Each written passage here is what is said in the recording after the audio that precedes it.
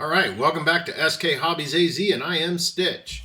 So in this next phase of the project, we're going to compare the two rollers right here. We've got the Enduro, and we have the Axial's Builder's Kit. So why don't you guys stay tuned, and we'll dive into them.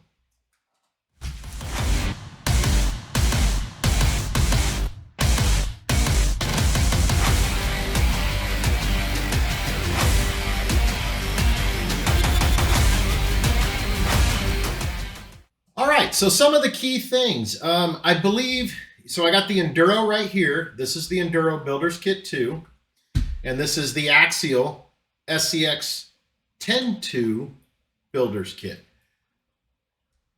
So with both of these setting side by side, they've, it's the same wheelbase. So I have them both set at the 12.2 wheelbase. And I'm also running the same tires. I'm running the same rims. So it's going to take that out of the whole mix when we move on forward with our testing. So we're gonna run both of these. My wife's going to run the Axial, I'm going to run the Enduro, and we're going to kind of do the same trail and just see how they both perform. And even the electronics that's going in is the same, right? So it's only going to be comparing the Axial versus the Enduro equipment and the stock that you get out of the Builder's Kit. So some of the key features, differences is the Enduro comes with an aluminum housing shock, right? The shock caps on the top are still plastic. One of the issues that I see with the shocks is these guys move. I don't know if you guys can see that on camera. Yeah, I can see it right there on the little camera right here. But so it moves right there. And I was thinking, well, maybe it was just those links that I used. So I went and pulled the plastic ones that come in the kit, and they do the same. They're loose in there. So that's something I think I'm going to have to remedy. I'm going to have to find out another option. I'm used to everything being a tight, snug fit from the basher world. I don't know if this is going to make a big difference when it comes to performance because these are a crawler. Anybody's got any ideas on that? Jump down in the comment sections and let me know. So the shocks, the links. So building the links on the Enduro, on this Enduro, I said in my previous video on the Enduro when I was talking about this, is that they were a pain in the butt. It was hard. My hands were hurting from having to push those rod ends onto the links and getting them on. On the elements or the Axial side here, they were very much simpler, like way simpler. So you had the actual link, and then on each end of the link, they have a long set screw that you put in on each side that stick out, and then you just screw your rod ends onto the end. I don't know how much stronger the Enduro ones are going to be from the element, and we'll see how they do over time with wear and tear and running them. But I know that the screw shaft on the end of the rod links for the element it's a lot bigger. It's almost twice as thick as the set screw that you're putting inside of these links. But once again, I don't know how much of a difference that's going to be until we actually do some testing on it, see if anything breaks. So there's that. Axles, both pretty much the same type. They're very similar to each other. They were really easy to put together. Battery trays, tremendously different.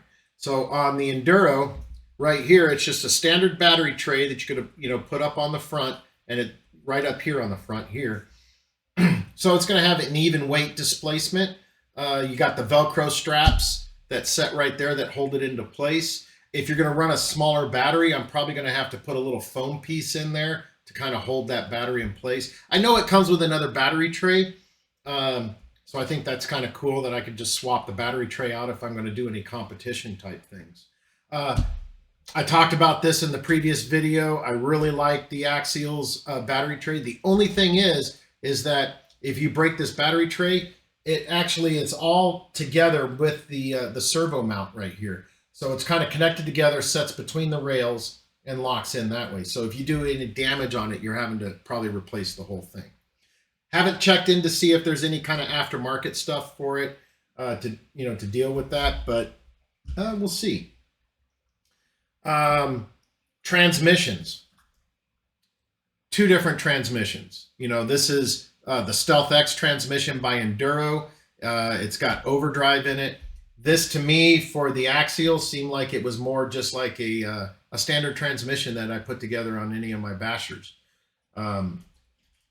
So we'll see. We'll see how they perform. I know that the bolt pattern looks the same for the Stealth X as it does for the Axial, so I think that could end up being an upgrade that I'm going to do eventually, is buy one of the Stealth X transmissions and try to put it in here and see what happens. Next, the drive shafts and links down here, they are pretty much almost the same. The only thing that I saw difference is that the element comes with metal. I guess it's kind of we'll call it the sprocket gear that goes in between the two output drives. So that's metal. On the Axial, it's plastic. And other than that, the big one of the other big differences is weight. The element stock with these tires on it weighs more than the Axial does. So there's a lot more weight on this element than here. And then I don't really have a scale, but I'm going to try to see if I can borrow somebody's kitchen scale so I can do kind of a weight comparison on them down the road here. But it'll have all the electronics in by the time I get somebody that'll help me out with. Sliders. So on the element, it comes with a kit for the sliders. I didn't see anything in the pictures or the box that showed any sliders. Now it does look like there's some screw holes that you can bolt one up, but there was not one in the builder's kit. So we'll look at that. Front bumpers. I did not see any bumpers in my element builder's kit, so I'm going to have to get a bumper for this bad boy. On the Axial, it came with a bumper right here, so we're going to utilize that moving forward. The chassis flex on the Axial, it seems like there's a little bit of chassis flex, but I don't know if that's going to make a huge difference. I did get the hardened plastic ones on this guy, but it's about the same with that hard plastic when it comes to the chassis flex. So, and we'll see. Other than that, I'm going to get the electronics installed in both of these, and I'll put up a video on each one on the electronics and the first bench test of it.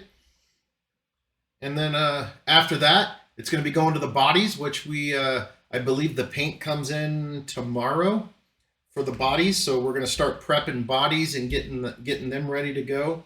My goal is for this weekend to take both of these bad boys out and give them a rip and see how they perform out at one of our a new spot that we found. We're going to take them to over in Buckeye off of Watson. So we're going to go try that out and see how they perform and do some video out there. And then, we'll come back for our final thoughts on both of these builds and see how we like them. But all right, other than that, that's all that I've got on this so far. We're going to move on to getting the same stuff installed, all the electronics installed, get them ready to go, get them mated up with our Spectrum DX5C controllers, and we'll be ready to go for the next part. Thanks for watching, guys. Don't forget to like and subscribe and bash that bell. I'm Stitch, SK Hobbies AZ. I'm out.